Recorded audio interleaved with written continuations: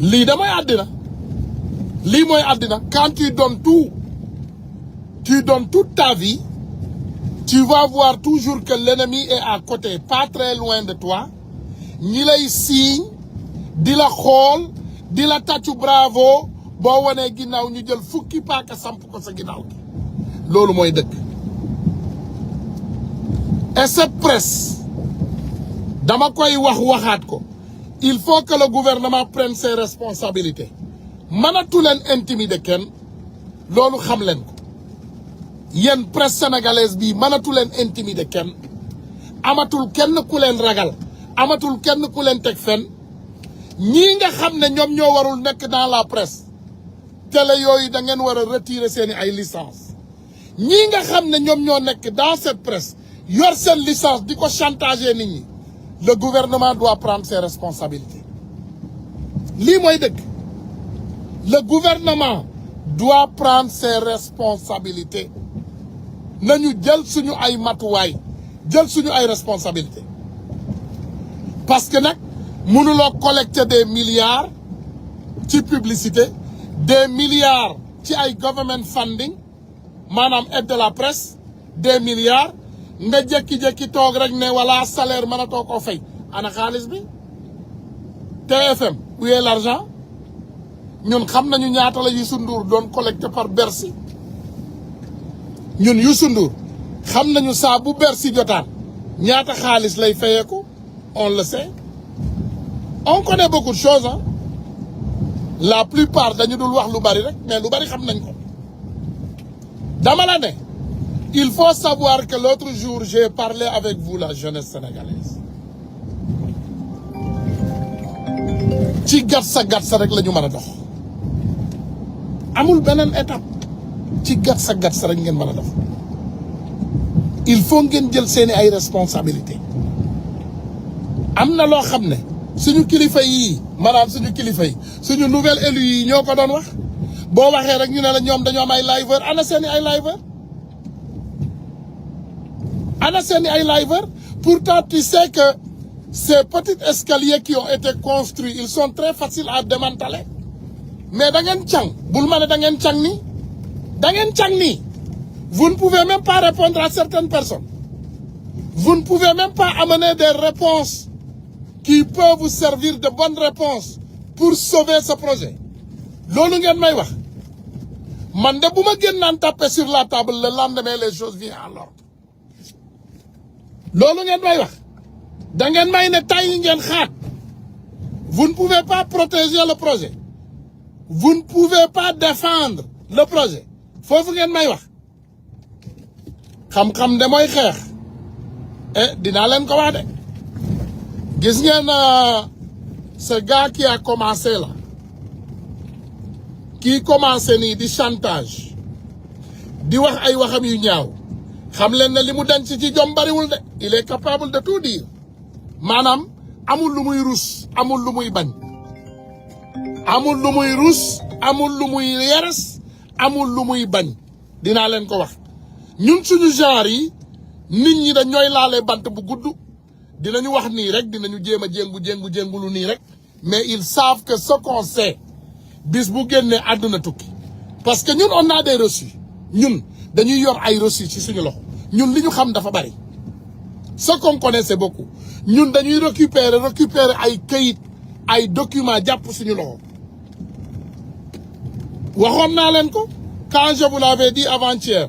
je vous dis que nous on est des combattants de la liberté on n'est pas vos liveurs ndax lu ñu bëgg a défendre on le défend en 10 minutes fi mun a jaaxle ngeen yéen ñëpp seen bopp yi fees na del parce que y a un petit moustique qui vous fait chantage te bopp yaa ngi tàng jër te kenn mënu ci dara lii moo am il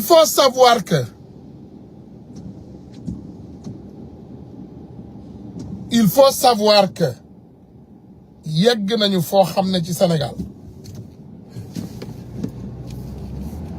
njàmbaar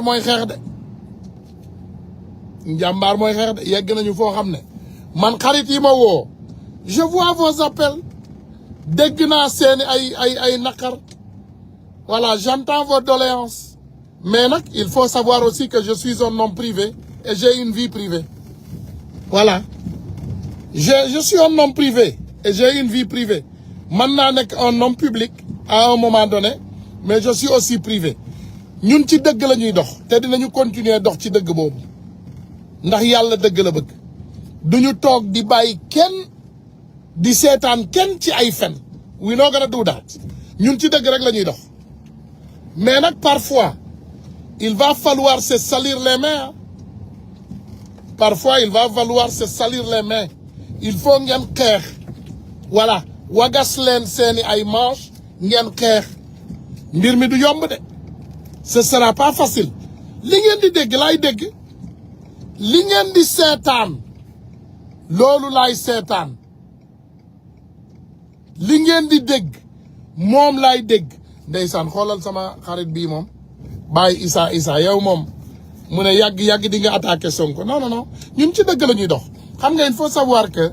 seen wax yu ñàkk xorom yi moo demul kër yow li ñuy wax ñun ñu ngi wax A ngay wax B nous notre problème c'est pas Sonko man sama problème du nit ñun on est des panafricains on est des sénégalais on est des personnes qui défendent la république man naa dund téeméeri at tant que ñu ngi ci suñu liggéey rek la ñuy dox ci dëgg mais dañ koy teg ci dëgg nag voilà yow duma la may chance ngeen jéggal ma xam nga man je suis un fanatique je vous l'ai dit man nit ñu ñàkk xorom amuñu place bu bari ci sama vie man fanatique la parce que ñun dafa am lu ñu gëm te loolu ñu gëm mooy toujours ne que nit lépp looy def ci àddina teg ko ci dëgg parce que yàlla dëgg la bëgg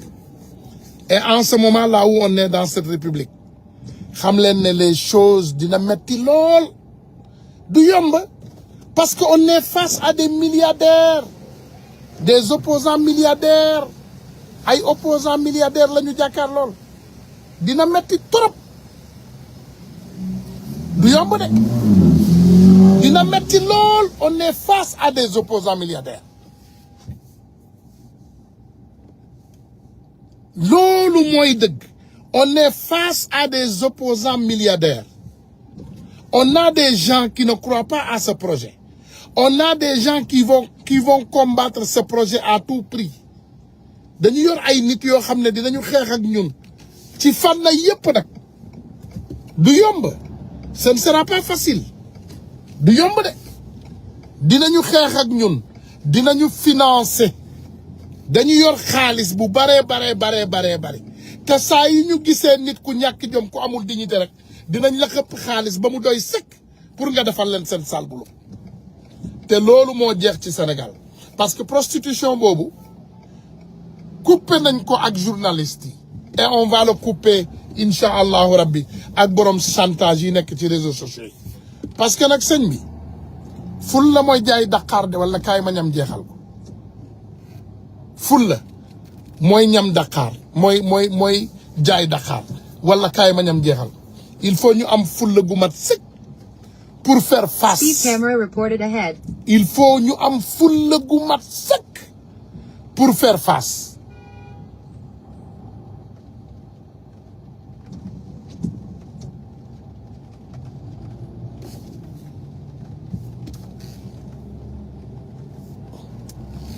Voilà, moi je ne suis pas... Il faut savoir que nit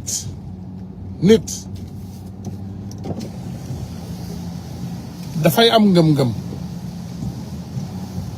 moo tax ba ci diine ngeen di dégg ñu ne la diw am na diine nit day am ngëm-ngëm et fi ñu toll tey ci Sénégal ça va être très compliqué du yomb de ça va être très compliqué parce que imagine dans un état normal ba léegi on a les Maïmouna Ndour du Sénégal on a les Dame Dieng on a les Bouba Ndour on a les Cheikh Omar Ndaw on a les Échos ngi taxaw ñële naa fekk ñoom Cheikh Yérim Seck yi seen télé yooyu ñu ubbi woon ñu ngi taxaw ñoom Aïssata Diop Fall ñooy taxaw fii réew moomu naka lay sotte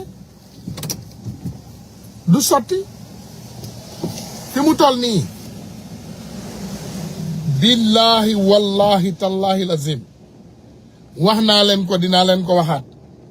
te ñi ma waxal yépp ils ont confirmé la même chose. C'est Pastef qui est en train de combattre Pastef fi mu toll nii lii ngeen di gis ñaawteef yi ngeen di gis muy xew ci réseau yi c'est des gens très proches de Ousmane Sonko qui sont en train d'utiliser de la manipulation te gis nga nen bu nëb bu tojee du bàyyi kenn ci biir nekk ñëppay daw génn man de je vous ai dit jusqu'à preuve du contraire di ngeen gis li ma leen doon wax te du yàgg dara dina fi génn te dina fi toj ay kaas ci yéen ñi koy yónni dina toj ay kaas ci yéen te àdduna yëpp dina xam kan ngeen déjà jarul sori pour xam kan ngeen jarul wut fu sori parce que yéen a ngi woote boo leen tukkee yéen a ngi seeti yéen a ngi photo wu yéen a ngi ànd bépp ñaawteef buy xew yéen a ngi ci biir c'est vous qui êtes derrière ce type lépp li xew moo tax àdduna moytul ki nga yaakaar ne moo yor làmmiñam di wër ne diw laa bëgg diw laa gëm bu diw waxee nee nañu la les tonneaux vides font beaucoup de bruit les tonneaux pleins ne font pas de bruit ñi bëgg dëgg-dëgg yuuxuwuñu xataraayu di ko bërëngoo naa fekk yi ñooy bërëngu kii yuuxu di jéem a justifier à tout moment kooku gëmul loolu mooy dëgg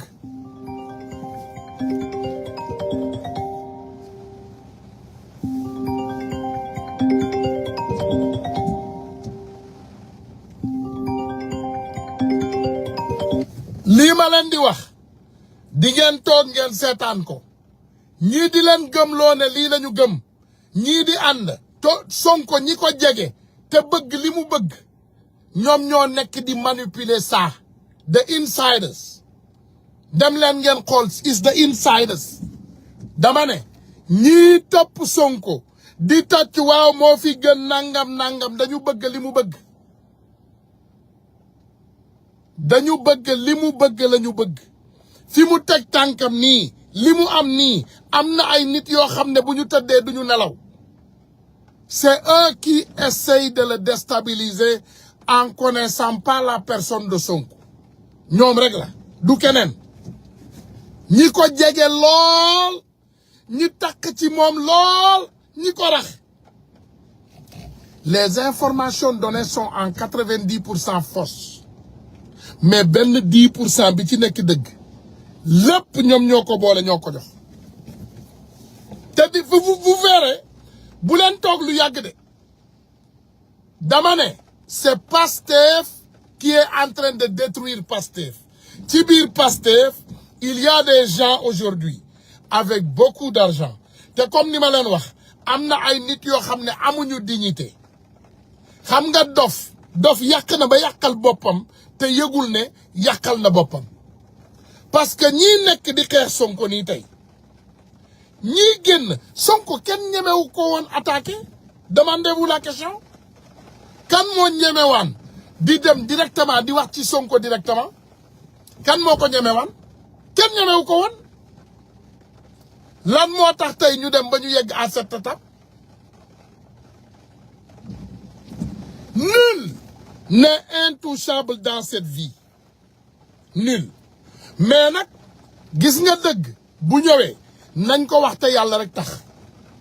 le président Ousmane Sonko xoolaatal sa entourage ñun les Sénégalais nañu def suñu ay nañu gëstu di xoolaat parce que yàqkat yi ñu ngi ci suñu biir c'est ce qui est la réalité amul leneen yàqkat yi ñu ngi ci suñu biir li ma xam nag bari na mais nag on ne met pas tous ses œufs dans un panier you don't put all your eggs in one basket li ma xam bari na on ne met pas tous ses œufs dans un seul panier waaye ngeen defe ne borom garam bu buy yànj yi ak borom xaftaan yu rafet yi ak borom mbaxane koppati yi ak borom làmmiñ yu rëy yi ngeen defe ne ñii mën nañoo diriger ab réew ñii mën nañoo diriger ab réew déedéet le président Ousmane Sonko mi ngi daw 150 mi ngi daw 300 kilomètres à l'heure ñi ci des ñu ngi daw 10 kilomètres à l'heure. C'est lui le ministre des Affaires étrangères du Sénégal. C'est lui le ministre de l'Intérieur. C'est lui le ministre des Finances. C'est lui le ministre de l'Économie. C'est lui le ministre ba keroog ministre de l'hydraulique xawma assainissement xawma lan keroog Cheikh Tidiane Dièye waa ji génnul ci mbedd bi sawaay bi mu jaaxle woowul le président Ousmane Sonko joxu ko citoyen sénégalais citoyen bi ñu déggee le président Ousmane Sonko fàtte nañu ne ñoom ñu ngi woon ci ay inondation